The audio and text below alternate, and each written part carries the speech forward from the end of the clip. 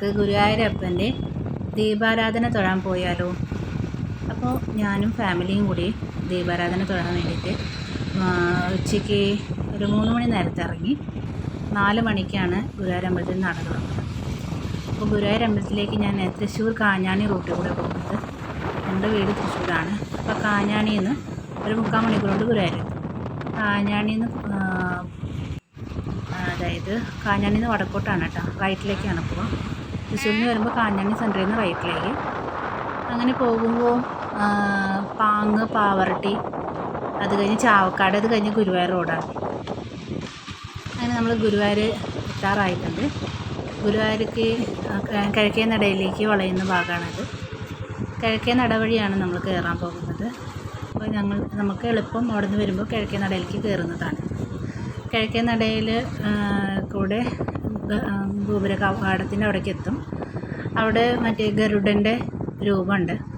ഗരുഡൻ്റെ രൂപം ഒരു ആലും കൂടിയിട്ട് അവിടെ നിന്ന് നമ്മൾ കടന്ന് നേരെ പോകുമ്പോൾ ഗുരുവായൂരമ്പലത്തിലേക്ക് നടക്കലേക്കാണ് നേരെ വണ്ടി പോകുന്നത്. അവിടെ നമുക്ക് 2 വീലർ പാർക്ക് ചെയ്യാനും കാറ് പാർക്ക് ചെയ്യാനൊക്കെ ആയിട്ട് സെപ്പറേറ്റ് സ്ഥലങ്ങളുണ്ട്. 2 വീലർ നമ്മൾ റോഡ് സൈഡിലായിട്ട് ഒതുക്കി ഇതേമാതിരി വയ്ക്കുക. നമുക്ക് സിമ്പിളായിട്ട് വെച്ച് പോകാം. ഉച്ചയ്ക്ക് ശേഷം തൊഴാൻ പോവുകയാണെങ്കിൽ അധികം തിരക്കുണ്ടാവില്ല. രാവിലെയാണ് ഒരുപാട് തിരക്ക്. വൈകിട്ട് ഇപ്പോൾ ഒരുവിധം രാവിലെ തൊഴുത് മടങ്ങിയായിട്ടുണ്ടാവും എല്ലാവരും. ഇനി സന്ധ്യയ്ക്ക് തൊഴാൻ വരുന്നവരായിരിക്കും. അപ്പോൾ നമ്മളൊരു 4 മണിയോട് കൂടി അവിടെ എത്തി. 4 മണി ആകുന്നതിന് മുന്നെത്തി. 4 മണിക്കാണ് ഉച്ചയ്ക്ക് ശേഷമുള്ള നട തുറക്കുന്നത്. അപ്പോൾ നമ്മളിവിടെ നിന്ന് വണ്ടി 2 വീലർ ഇവിടെ പാർക്ക് ചെയ്തതിന് ശേഷമാണ് ഇവിടെ നിന്ന് തന്നെ നടക്കുകയാണ് അങ്ങോട്ട്. അപ്പോൾ പോകുന്ന വഴിയിൽ ഒരുപാട് കടകളുണ്ട്. അപ്പുറത്തും ഇപ്പുറത്തൊക്കെ ആയിട്ട് കടകളുണ്ട്. അപ്പോൾ കടകളെന്ന് വെച്ചിട്ടുണ്ടെങ്കിൽ ഏറ്റവും കൂടുതലുണ്ടാകുന്ന കടകളെന്ന് വെച്ചാൽ ഗുരുവായൂരപ്പൻ്റെ പ്രതിമയുള്ള കടകളും, പിന്നെ കസവ് ഡ്രസ്സുകൾ കിട്ടുന്ന കടകളും, പിന്നെ ഫാൻസി ഐറ്റംസ്, അതുപോലെ തന്നെ പപ്പടം, ഗുരുവായൂർ പപ്പടം അത് ഫേമസാണ്. അങ്ങനത്തെ കാര്യങ്ങളാണ് ഏറ്റവും കൂടുതൽ കാണാം. അപ്പോൾ ഞാൻ കുറച്ച് കടകളുടെയൊക്കെ വീഡിയോ ഞാൻ എടുത്തിട്ടുണ്ട്. എൻ്റെ ഗുരുവായൂരപ്പൻ്റെ ഫോട്ടോസൊക്കെ കാണുന്നതല്ല, ഫോട്ടോ അല്ല, പ്രതിമ. അങ്ങനെ നമുക്ക് ഇവിടെ നിന്നെല്ലാം വാങ്ങാൻ പറ്റും. ഏറ്റവും കുഞ്ഞത് മുതൽ വളരെ വലുത് വരെ ഉണ്ട്. അപ്പോൾ നമ്മൾ ഇവിടെ കുറച്ച് ഞാൻ വീഡിയോ ഇതിൽ ഉൾപ്പെടുത്തിയിട്ടുണ്ട്. കുറച്ച് പോകുന്ന വഴിയിൽ ഇതൊക്കെ ഇതെല്ലാം വൈകി അവിടെ നിന്ന് തിരിച്ച് വരുമ്പോൾ നമ്മൾ വാങ്ങാം എന്നൊക്കെ പറഞ്ഞ് സമാധാനിപ്പിച്ചാണ് നമ്മൾ അങ്ങോട്ട് പോകുന്നത്.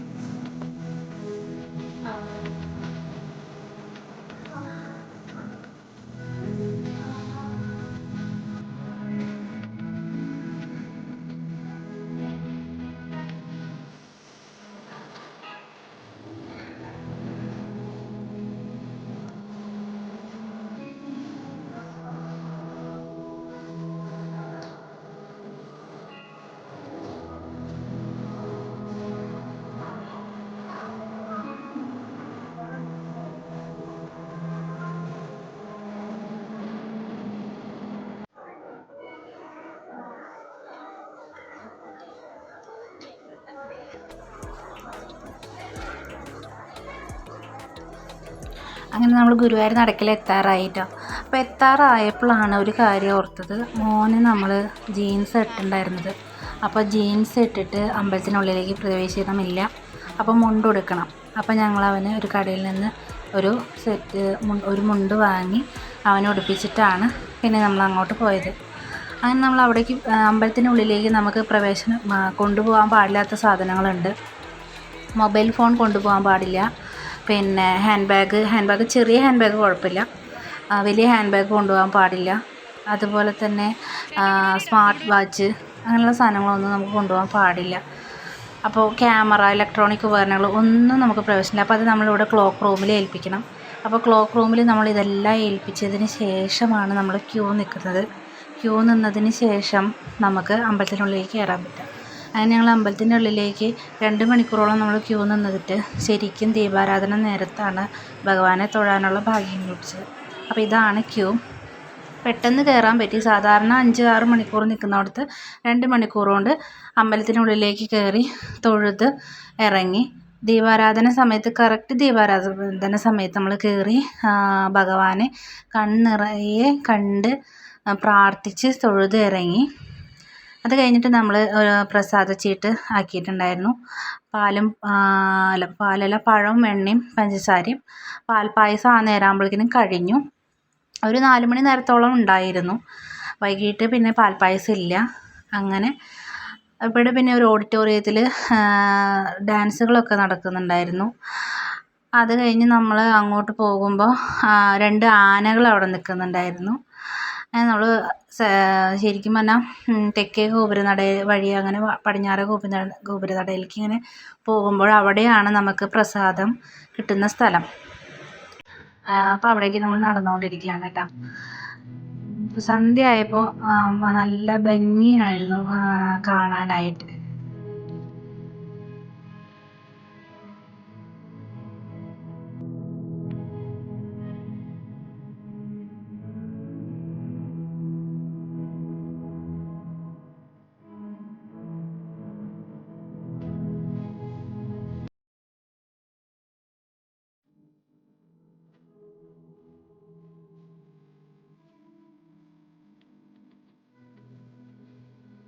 നമ്മൾ പ്രസാദ കൗണ്ടറിലെത്തി. ഇവിടെ അധികം തിരക്കൊന്നും ഉണ്ടായിരുന്നില്ല.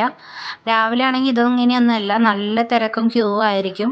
അങ്ങനെ നമ്മൾ വെണ്ണയും പഴവും അതുപോലെ പഞ്ചസാരയും വാങ്ങി അങ്ങനെ നമ്മൾ തിരിച്ച് പോവുകയാണ് കേട്ടോ. പിന്നെ നമ്മൾ ഇറങ്ങി വന്ന വഴിയേ പോവുകയാണ്. പോയിട്ട് നമ്മുടെ വണ്ടി എടുത്ത് നമ്മൾ തിരിച്ച് പോവുകയാണ്. അപ്പോൾ നമുക്ക് ദീപാരാധന തൊഴുത ആ സംതൃപ്തിയോട് കൂടി പോവുകയാണ്. ഞാനും എൻ്റെ ഫാമിലിയും കൂടിയുള്ള വീഡിയോ ആണ് കാണുന്നത്. ഞങ്ങൾ തിരിച്ചു പോവുകയാണ്. അപ്പോൾ വീഡിയോ ഇഷ്ടമായെങ്കിൽ ലൈക്ക് ചെയ്യുക, ഷെയർ ചെയ്യുക, സബ്സ്ക്രൈബ് ചെയ്യുക. അതുപോലെ തന്നെ ഷെയർ ചെയ്യാൻ മറക്കരുത്. കമൻറ്റ് എന്തായാലും ചെയ്യണം. പുതിയ വീഡിയോ ഏതാ വേണ്ടതെന്ന് വെച്ചാൽ കമൻറ്റ് ചെയ്യുകയാണെങ്കിൽ പുതിയ സ്ഥലങ്ങളിലേക്ക് പോയിട്ട് വീഡിയോസ് ഇടുന്നതായിരിക്കും.